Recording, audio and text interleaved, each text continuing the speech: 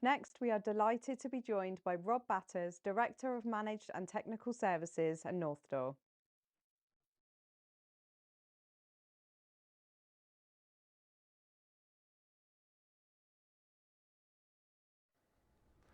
Hello, I have a question for you. Who's looking after your data? I mean, right now. My name is Rob Batters and I'm Director of Managed and Technical Services at Northdoor plc. And if you'll indulge me, I've got some other questions for you. Do you have full control over every element of the service or product you deliver? That's from A to Z, from start to finish. Do you use partners to deliver your service or your product? Perhaps just as importantly, do they use partners to deliver your service? Do your partners and theirs handle your data? Do you know how good their security is? All of which leads to the most important question. Can you trust your supply chain? And can you trust it with your data? Before I attempt to answer that, let's put this into some context. The UK's National Cyber Security Centre has issued an alert. Now they're warning businesses that there's an increasing threat of ransomware type cyber attacks. The last 2 years has seen a real increase both in their number and indeed their sophistication.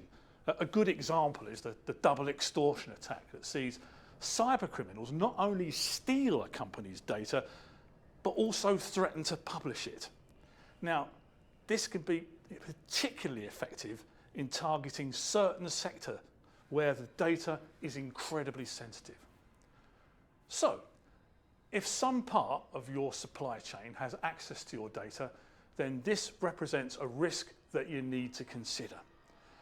And you won't be alone in that. Now, of course, as a consequence, it follows that supply chains are an area of real interest for cyber criminals. Such people are always seeking less well-guarded entry points into networks and systems. You may have been through your own security with a fine-tooth comb, but what about the other guy? You know the one. He's the guy who does a great job for you, never fails. But is his business as secure as yours? Do you know?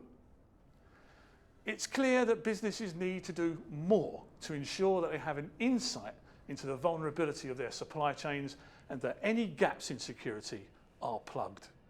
For too long, trust between partners in a supply chain has been based on perception rather than hard fact. There's quite a natural assumption that every member of the chain is competent to deliver the tasks that it says it can. You may have been doing business with your partners for years, and for that extra peace of mind, maybe you prepare and issue maybe questionnaires and spreadsheets like that, and even maybe take up references with third parties for reassurance. But ultimately, your partners are asking for your trust. There's also the matter of the integrity of every member of the chain.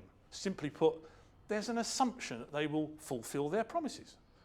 This is usually taken as a given, and it's regularly based upon your own experience with them.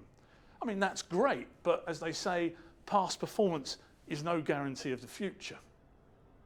Now, such intangible measurements cannot ensure that your partner is looking after your data. It can't ensure that they pay as much attention to their own cybersecurity as you do to your own. The possibility exists, therefore, that trust without evidence could result in an open back door into your very own infrastructure. There has to be a better and more comprehensive approach to securing supply chains. Something else to consider is our old friend GDPR. Now, as a result of GDPR, any supply chain partner working for you with your personal data in any way at all becomes your data processor. Now, therefore, it is a regulatory requirement to have the right to audit their IT service as part of your contract. In my experience, I've been working with my own business partners and to that end, and some of them have spent quite some time going over my own security arrangements. And we do that as an in-person scheduled event.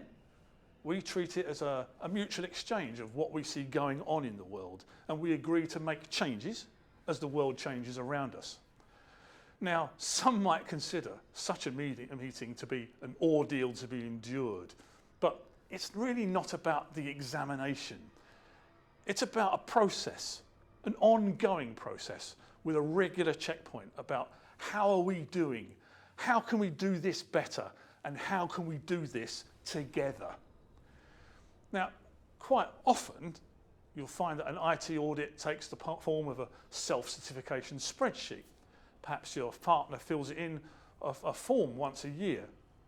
Now, not everyone has the time to sit down and examine everyone else's security systems in a fine detail.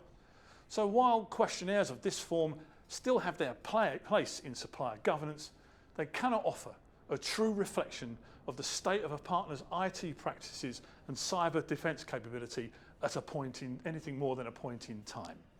So, what's the solution?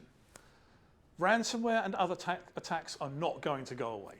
A brief look at the headlines will confirm that it's a turbulent old world out there right now.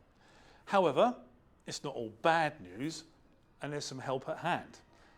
The NCSC is a really good source of information. On their website, you'll find their 12 principles of supply chain security. And if you've got the time to take a look, I do recommend it. It's a very, very good read. Furthermore, it has recently launched its Ransomware Hub, a place to learn about the threat of ransomware and what you can do to better secure your data. Now, it's widely agreed that education plays a key part in preventing attacks. Indeed, this goes beyond the simple classroom presentation to the more practical. Some anti-phishing solutions offer not just filtering, but also in-mail alerts to educate the end user about the likely veracity of the very email that they're looking at.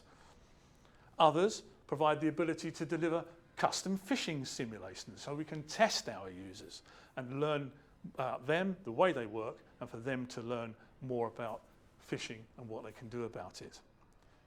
Above all, it's important that we keep talking about the threats we face, both employee to employee and partner to partner. Some businesses are turning to AI-powered software that allows companies to gain a 360-degree accurate view of not only their own security, but the entire supply chain, from A to Z, from start to finish, giving them real insight into possible vulnerabilities which otherwise may well have been missed. So I asked a question: can you trust your supply chain, and can you trust it with your data? You will be able to give a much more confident answer to that question if you gain an informed and clear view of possible gaps in security throughout the supply chain. The need to close these gaps should become a mutual challenge, working together for the common good towards a secure relationship and a matter of ongoing conversation between partners, maybe even a contractual obligation. The back door that so many cyber criminals are looking to access and exploit then becomes just that little bit less attractive. Come on everybody, let's close the door.